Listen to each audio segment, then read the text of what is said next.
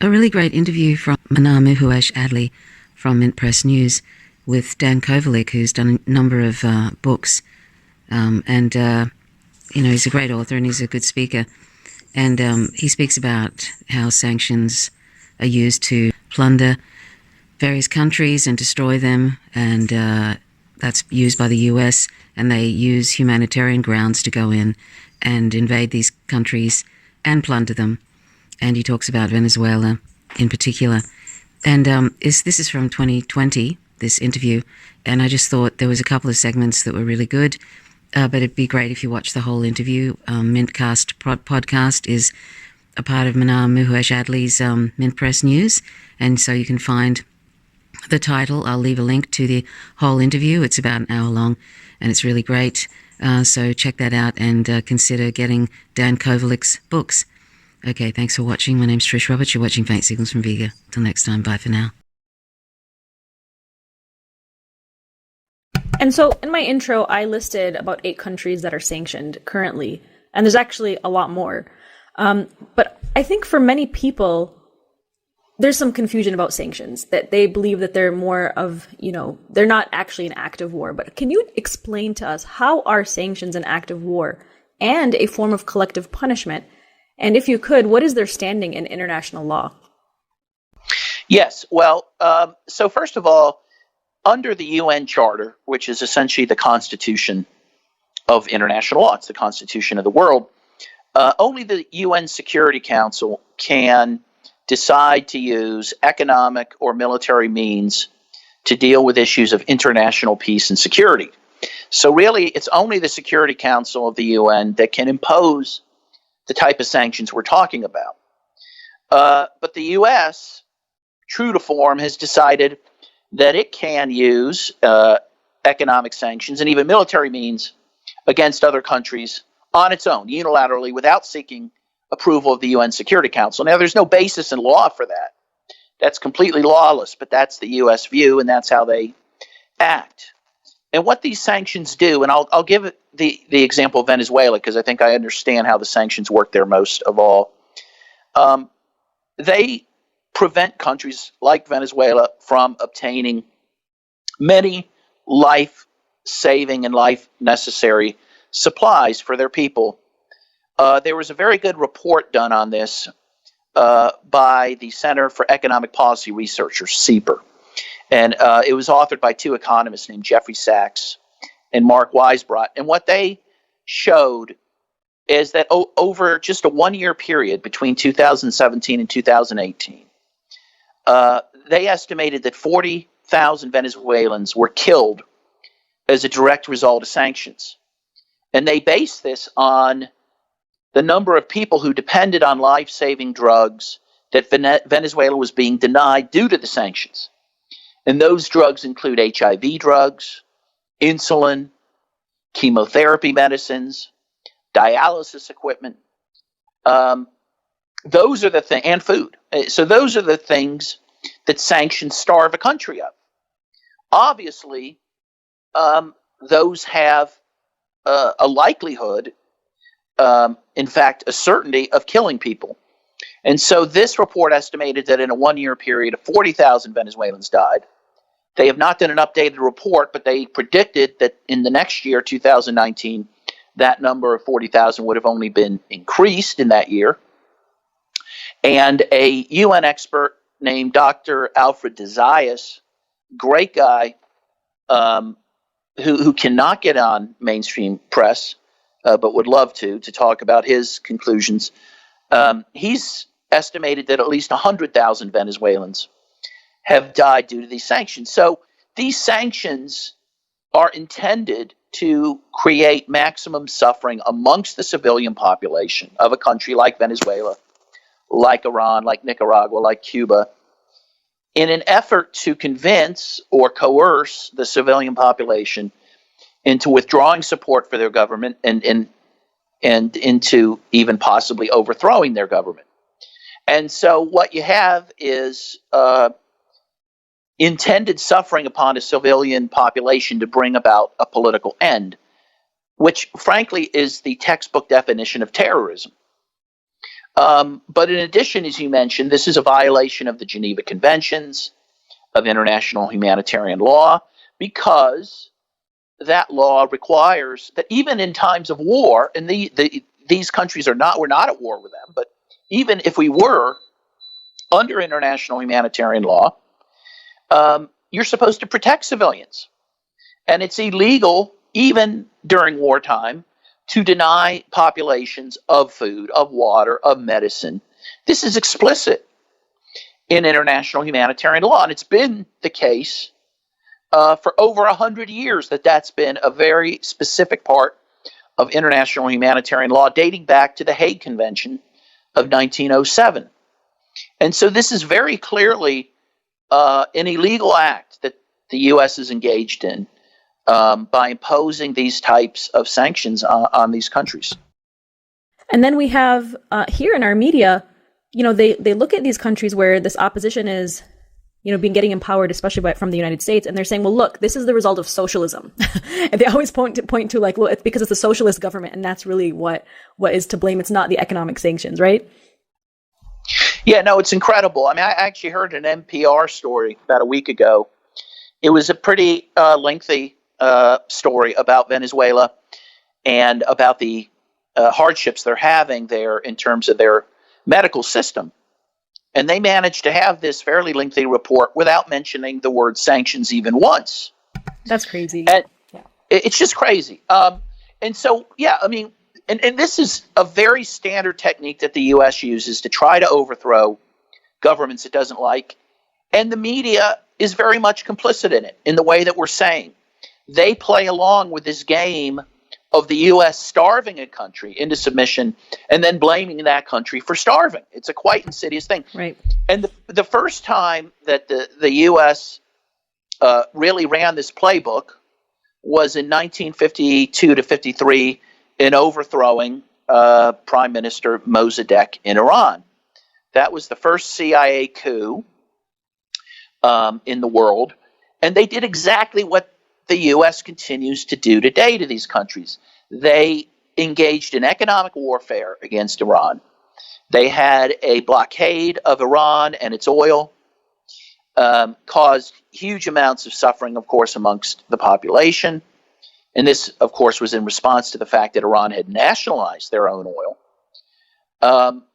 And at the same time, the U.S., the CIA would pay groups to protest and pay them to protest violently. So the whole point was to create instability and hardship, which gave the U.S. then cover to support a military overthrow of the government, which is what exactly happened. And again, this playbook continues virtually unchanged. This is exactly what the U.S. is doing in countries like Venezuela, Nicaragua, Iran, Cuba.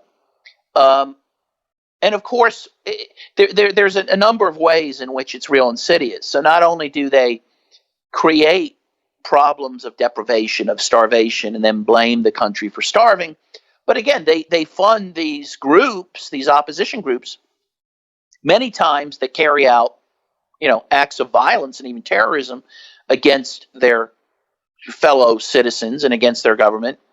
And then, of course, that government naturally reacts to put down that type of activity. And then the U.S. blames that government for being authoritarian, right? So the U.S. creates the conditions of hunger, then blames them for that, creates a condition in which a government has to be more authoritarian to survive, in truth, and then blames them for that. Similarly, during the Cold War, the U.S. would, again, do the same thing to these countries, force a country to then turn to the Soviet Union or China or both for help, and then blame them for being aligned with the Soviet Union, right? So Chomsky talks about this all the time. So it's this very insidious process. And again, it could not happen unless our media went along with it, and unless our media, propagated these myths that are coming out of Washington about what's happening in these countries. But the media does a great job of that. They are very compliant. And so that's what allows these coups to take place. Yeah, well, what happens is, because the U.S. Is really the chief economic power and engine of the world, and the U.S. dollar is the predominant currency, at least up till now. That could change soon, but up till now, and certainly that's been the case since the end of World War II, countries, invest and save money in Western banks and U.S. banks. And many, like, for example, Venezuela, up till recently had a U.S. company called Citgo, through which they sold their oil and gasoline to the U.S. market. And so, of course, Citgo would have assets here and have monies here. And so what happens is when the U.S. decides to sanction a country, one of the things they do is freeze, and I'm making the quote signs around freeze, the assets that these countries have in U.S. financial institutions. And what that freezing many times means is simply stealing their money that they have invested Right. here. And in the case of Citgo, for example, Venezuela's U.S. oil company, the U.S. not only froze their assets, they stole the whole company. They gave that company to their puppet, Juan Guaido, and Venezuela overnight lost its largest single source of revenue for their country. Can you imagine that? And there's other examples. In England, Venezuela had deposited about $1.5 billion of gold reserves in the Bank of England, the Royal Bank of England. When the U.S. began sanctioning Venezuela, and President Maduro was looking for sources of revenue, to buy food and medicines for his people, he went to the Bank of England and said, hey, that gold we deposited there, we'd like it back. And the Bank of England said no. They kept it. Wow. By the way, if you're following the price of gold, it's doubled during this pandemic. So that $1.5 billion is now $3 billion of gold reserves that the Bank of England simply stole from Venezuela. This is just old-timey imperialist theft. And it happens under the guise of, claiming to care about, the humanitarian situation in these countries. It's absolutely preposterous.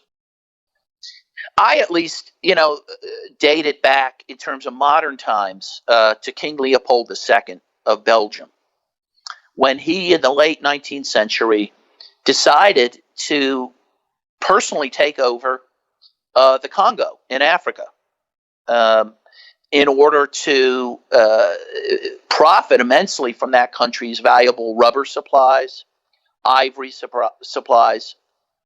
And what he did in order to get support around the world for this project, to get countries, for example, the U.S., which was the first country to recognize his sovereignty over Congo, he went around the world explaining that he was doing this for humanitarian purposes, that he was doing this to benefit the Congolese people and to protect them from enslavement by Arab countries, which that had been happening. And by and large, people believed him and even gave money for this project. But what really happened is that over the next decades, King Leopold himself enslaved millions of Congolese people, men, women, and children, to work on these rubber plantations. And he killed about 10 million Congolese in the process. 10 million. This is fairly well accepted. I mean, that's a lot of people. That's a lot of people. All in the name of human rights and humanitarianism. I'm sure there's other instances of this, but I think this is the real kind of first real apparent use of this humanitarian interventionism to not only advance, a country's economic resources and interests, but to carry out real massive crimes. And since that time, all the Western countries have engaged in this.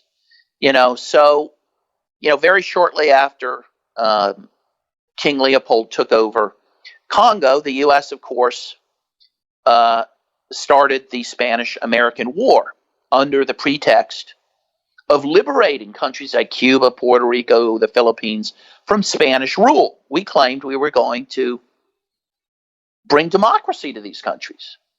In fact, all that happened is we merely took over those countries from Spain. So instead of Spain dominating them, the U.S. dominated them. And in the case of the Philippines, the U.S. would go on and kill millions of Filipinos who initially welcomed U.S. troops as liberators, but then began fighting against those troops because they saw, no, they didn't come to liberate us. They came to take over our country. And it's interesting. There's always a few people, few good people in the West, not many more than that usually. Just a handful. A handful who see through this. Right. And one guy who did was Mark Twain. He eventually helps create the American Anti-Imperialist Society. And he comes to oppose the U.S. operations in the Philippines, though initially he bought into it and supported it on the basis of, spreading democracy. But again, he got wise. And he opposed King Leopold's hold over Congo.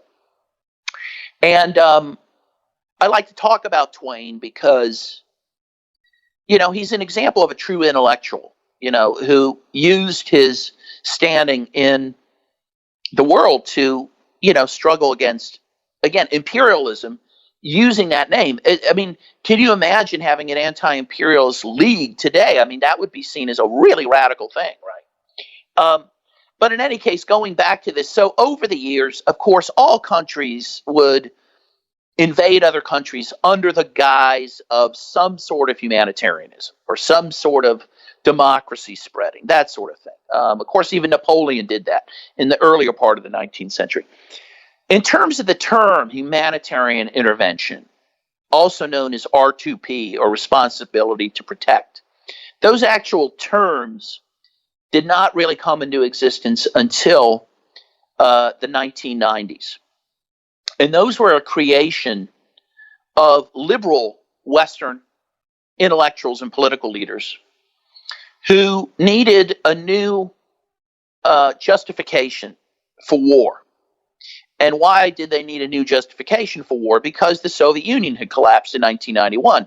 After World War II, the U.S. waged its global wars, supported its surrogate forces throughout the world on the basis of fighting communism in the Soviet Union, right? That was the basis they claimed they were doing it. It wasn't the true reason. They were doing it to maintain world hegemony. But nonetheless, they claimed they were fighting communism in the Soviet Union. And the U.S. public, for the most part, bought that. They were fine with that. They supported that. But then the Soviet Union collapsed. And it's like, okay, well, now what are we going to do? Right? There's no Soviet bugaboo that we can justify these wars on, right? And so you had people like Samantha Power and Bill Clinton and Susan Rice, with the support of various other intellectuals. They come up with this idea, a very specific idea of humanitarian intervention, that now that the U.S. is the sole global power, we're going to go around the world and save it from genocide and dictators and human rights abusers.